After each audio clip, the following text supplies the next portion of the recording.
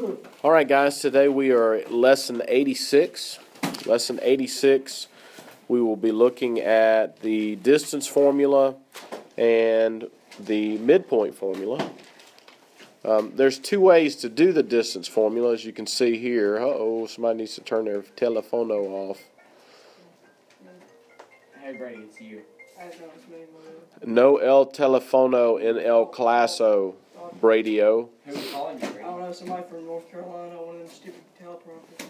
Teleprompters. Whatever it is. Those things. All right, lesson 86. All right, there's two ways to find the distance between points in a plane. You can draw the right triangles and use the Pythagorean theorem, and I'll show you how to do that. But primarily, if we're looking for the distance between 2 points in the coordinate plane, we're going to use the distance formula. Does anyone know the distance formula? Distance equals rate times time? No, that's not the distance formula. That is the distance equals rate times time formula. That's rate, time, and distance traveled. That you can use it in the coordinate plane, but generally that's speaking of objects in motion. So distance formula, let's build it from Pythagorean theorem, what we just did yesterday. Okay, let's see what's next here. Let's go to a blank page. Back. All right. If we are looking at 2 points in the coordinate plane, let's say there, and I've got a point over here, and I use the Pythagorean theorem to find this distance, C, right? Let's give these some coordinates. This is 3, 1, and this is 4, no, not 4, 3, this can't be 3, 1, let's make it 3, 7. This is 3, 1, and this is 8, 1.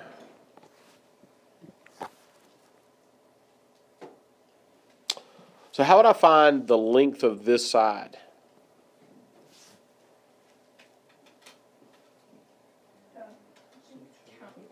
You subtract what? Yeah, it's 7 minus 1, right? So the length of this side is 7 minus 1, which is, of course, 6, right? Wait, hold on. How did you know to subtract 7 minus 1? To find the difference, the distance between points, the amount of change between those 2 points, you subtract. It's the same as y2 minus y1, right? The rise, we're calculating the rise here, and we're calculating the run too. What is the distance between the 2 points down on the bottom? Yeah, it's 8 minus 3, right? Which is 5. So, c squared, and there's a reason I'm doing what I'm doing here, so if you guys will just kind of hang with me, we're going to do it this way. C squared equals a squared plus b squared, but a is 7 minus 1, and b is 8 minus 3, correct? And I'm just writing 6 as 7 minus 1, and 8 is 6. Then how would I solve this for c ultimately? I would take the square root, right? To get c by itself, I would take the square root of these things. 7 minus 1 squared plus 8 minus 3 squared. And I know this is not how we would do it, but what I'm doing is building the distance formula.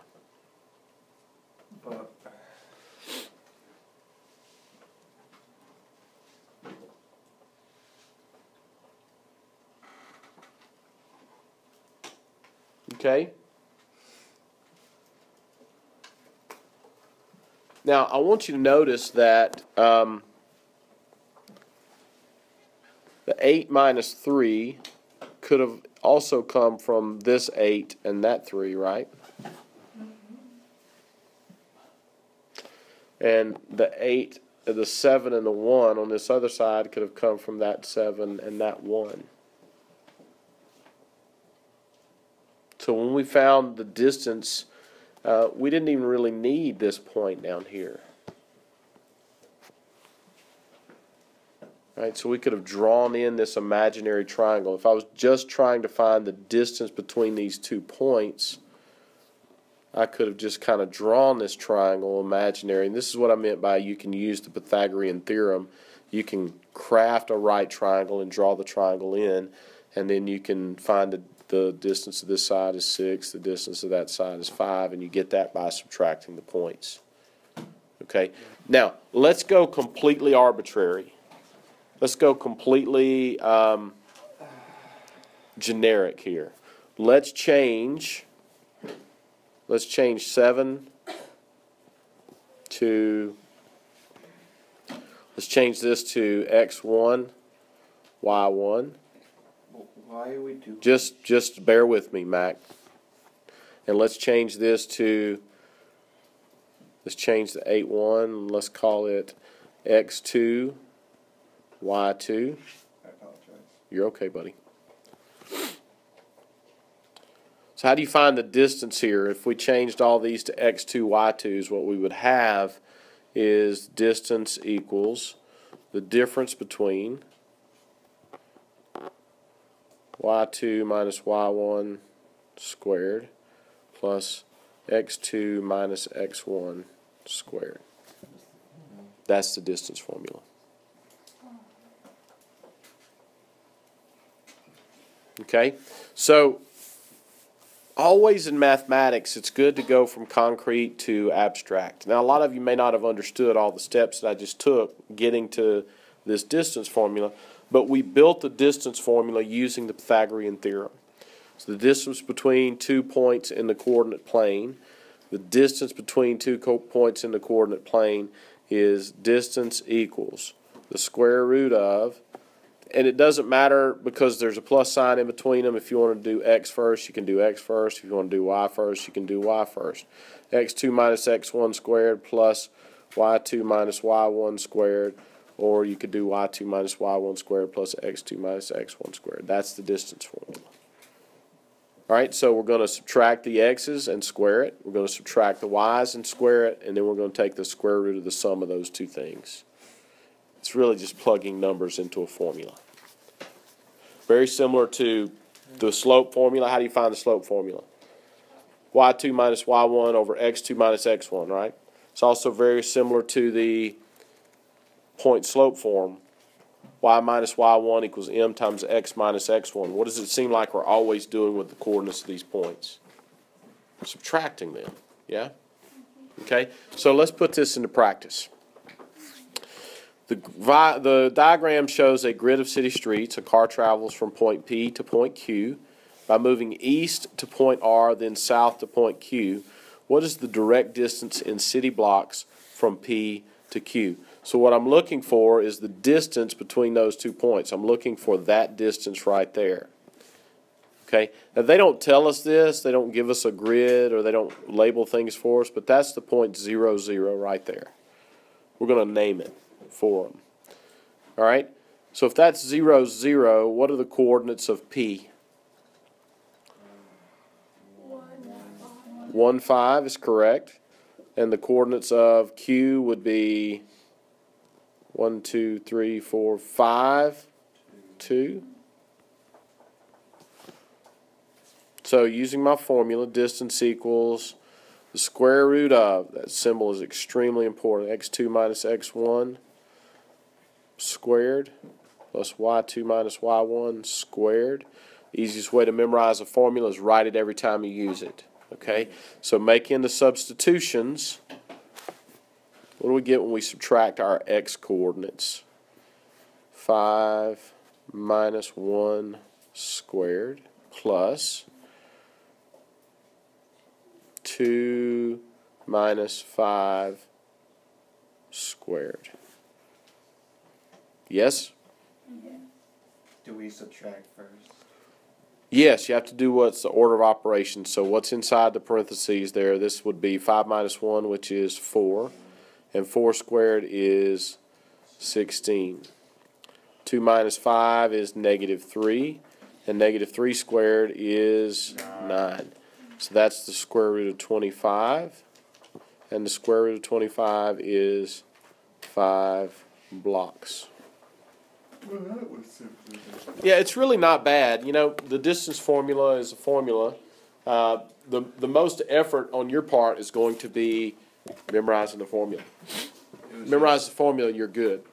It's kind of weird the way you were showing. Well, I just wanted to go into a little theory world there to develop the formula. So, you know, No offense. no, I'm not offended at all.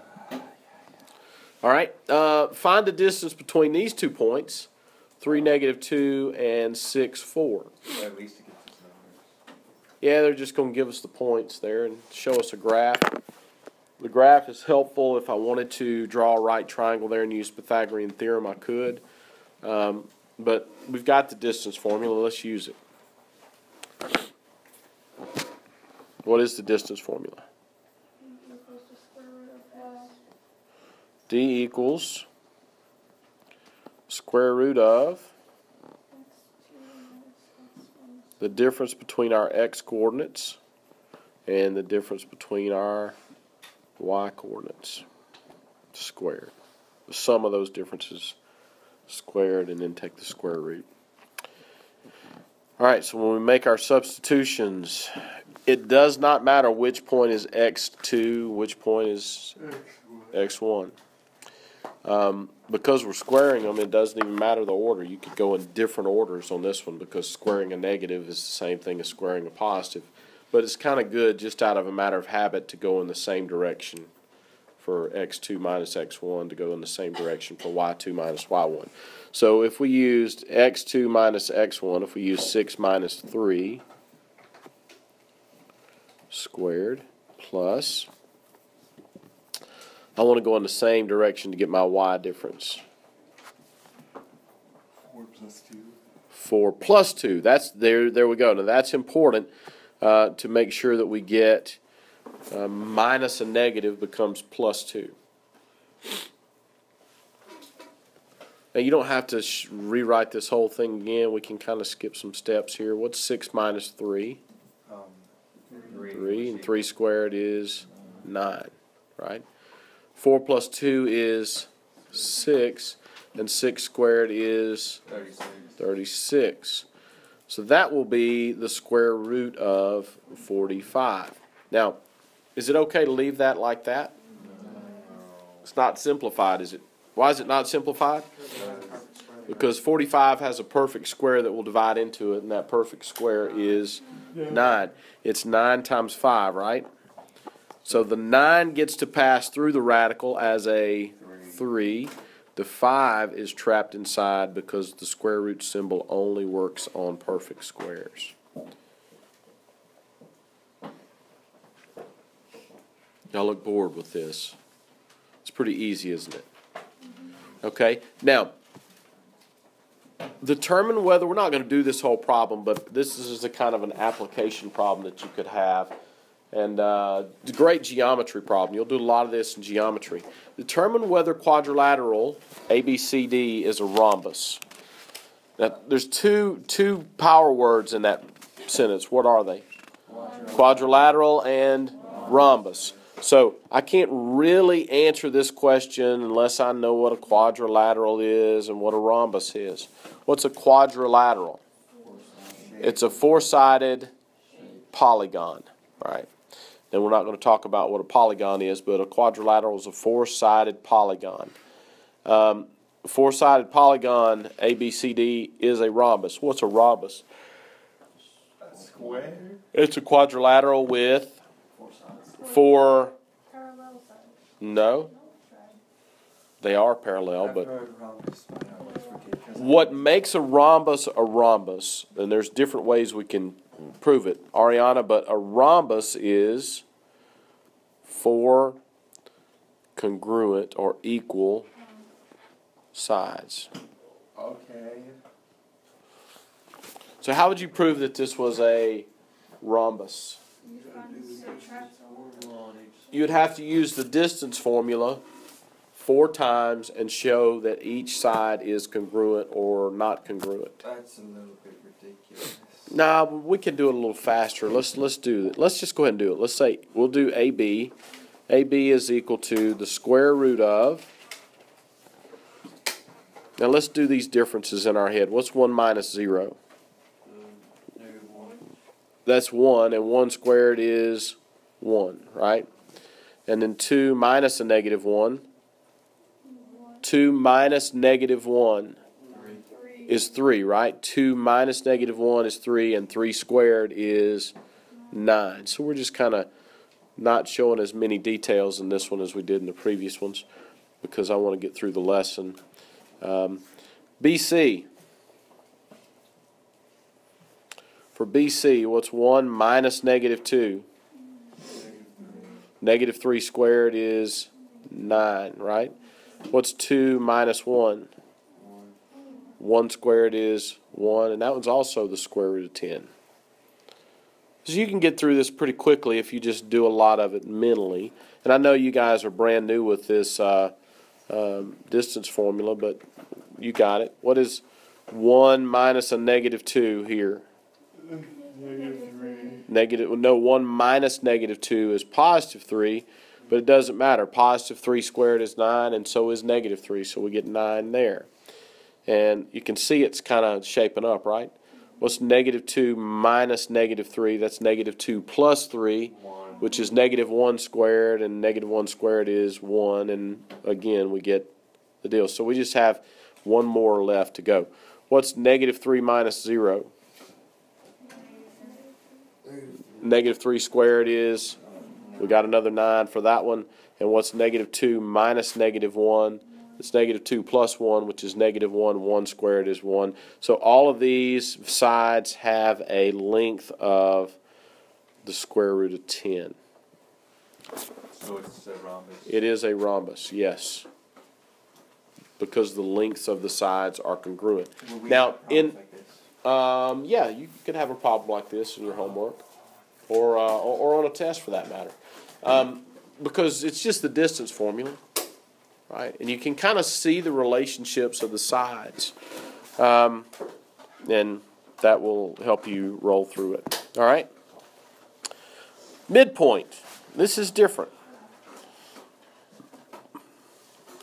How do you find the middle of two things? Let's just talk about this. What number is in Multiply times half. the midpoint? What number is between 2 and 6? 4, right? 4 is right in the middle. What number is between 0 and 8? 4 is right in the middle of that one too, right? What number is between 2 and 7? 4.5, right? Right? 4.5. So what are we doing in every instance to find the midpoint there? You add the two numbers and divide it by 2. So the midpoint, guys, the midpoint is just the average. All right? We're taking an arithmetic average. You add the coordinates and divide by 2. So that is the midpoint formula. There is a specific formula for finding the midpoint between 2 points. I think it's better for you to understand that the midpoint is the average. Everybody in here knows how to average two numbers, right? Yeah. You add the two numbers and divide by 2. Now this is one case. The slope, what do we do with the coordinates of the 2 points? We subtract the coordinates to find the slope, right? Distance formula, we subtract the coordinates to find the distance. The midpoint, we're doing an average. So this is one of the rare formulas where instead of subtracting the coordinates of the point, what do? We add the coordinates of the point and divide by 2. So if we're finding the midpoint, the actual midpoint formula, guys, the formula for midpoint, man, I'm all messed up today. My Dixia is acting up.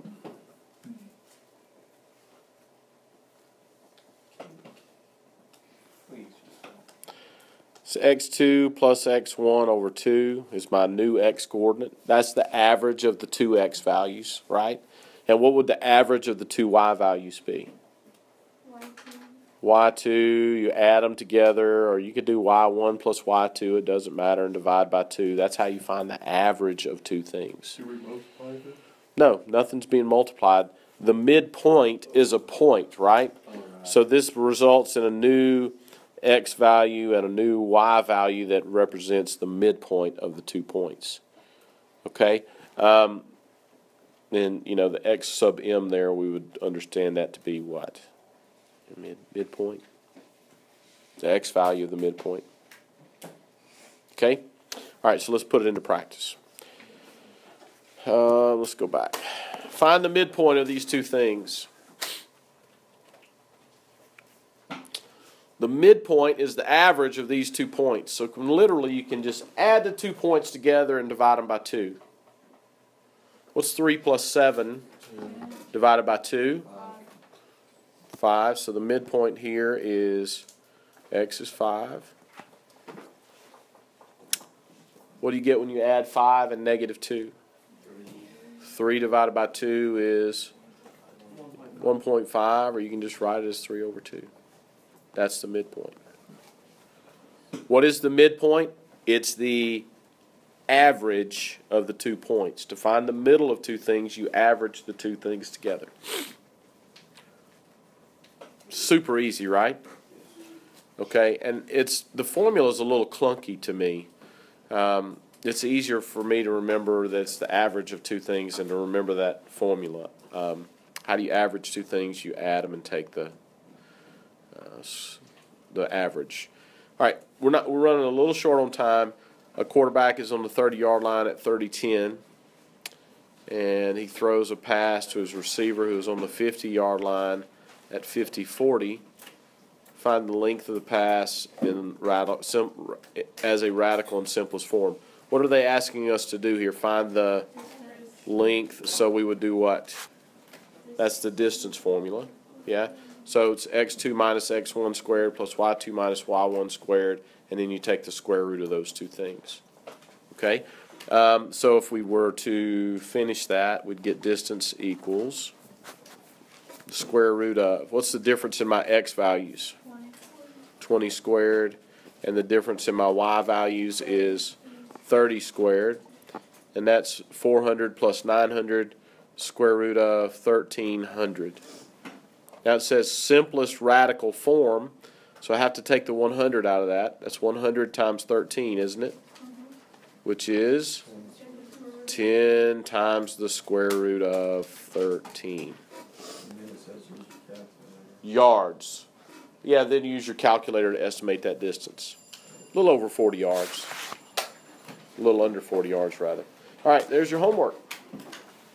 Any honors problems? No honors problems here. These are all straightforward.